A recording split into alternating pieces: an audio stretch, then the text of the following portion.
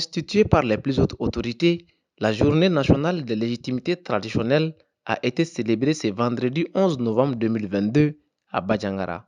La cérémonie qui nous réunit cet après-midi est juste simple, mais elle est pleine de signification, surtout quand il s'agit de corriger une injustice qui est également le socle vraiment de notre vie et de notre existence.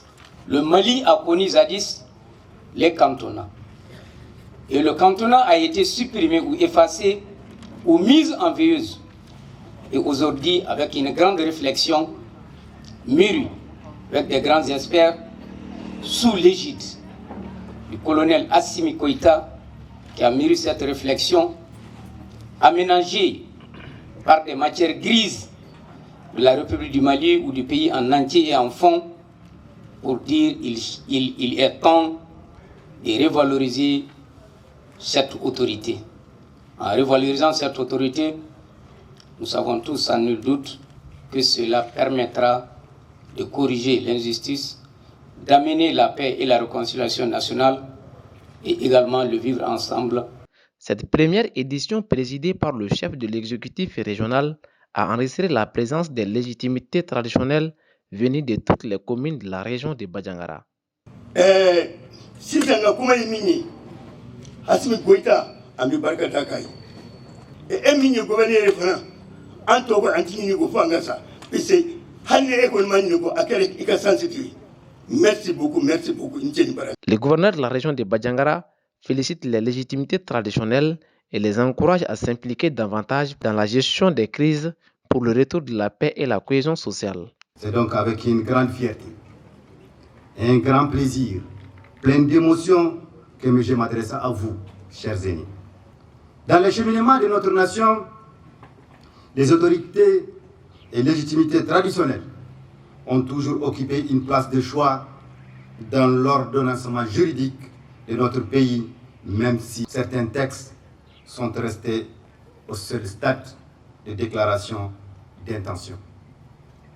Ainsi, comme je le disais, lors de la Semaine nationale de la réconciliation, en vue de renforcer la réconciliation et de restaurer les valeurs qui ont toujours caractérisé notre nation, la nation malienne, les plus hautes autorités de notre nation, sous le leadership du commandant en chef, son Excellence le colonel Assimi Goïta, président de la transition, chef de l'État, ont pris un certain nombre de textes en vue de corriger des insuffisances constatées par rapport au déficit d'implication des acteurs que sont les légitimités traditionnelles dans la gestion des affaires publiques. Les autorités administratives sont désormais tenues d'organiser à la fin de chaque trimestre une réunion du cadre d'échange dans le but d'impliquer davantage les légitimités traditionnelles dans la gestion des affaires publiques et d'en dresser le rapport. Mesdames et messieurs, la rencontre de ce jour est solennelle, historique, car elle constitue le début d'une ère nouvelle dans le processus de refondation de notre cher Mali. La mise en place d'un cadre d'échange avec les légitimités traditionnelles s'inscrit dans le strict cadre d'implication des légitimités traditionnelles dans la gestion des affaires publiques. Au Mali, nous avons tous été témoins, d'où que nous venons, qui que nous soyons, et de tous les âges, du rôle primordial que jouaient les autorités traditionnelles, tant dans le règlement des conflits que dans le renforcement de la cohésion sociale. Il est devenu normal que la chefferie traditionnelle soit érigée par des textes totalement en déphasage avec les réalités d'un pays en pleine mutation sociopolitique.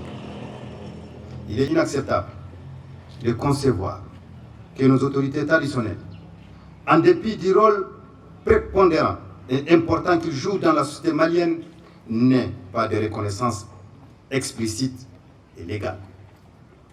Il est incompréhensible qu'on puisse demander à des autorités traditionnelles de régler des différends entre communautés, d'expliquer les choix et les orientations du gouvernement sur les grandes questions de société, de donner leur avis sur les sujets qui engagent la nation ou encore d'œuvrer à la cohésion nationale sans qu'il n'y ait un statut reconnu par la loi. c'est cette incohérence que les plus hautes autorités ont promis de rectifier. Et ils sont en train de le faire. Il s'agit de conforter nos autorités traditionnelles dans leur rôle de gardiens des us et coutumes, mais aussi de les amener, du fait de leur autorité morale, reconnue par tous, à être des acteurs de premier plan dans un État qui se veut moderne et tourné vers l'avenir tout en restant souverain et attaché à son histoire. Pour joindre l'utile à l'agréable, la troupe Gribayandé et l'orchestre Madou Djembe ont contribué à rendre cet événement inoubliable.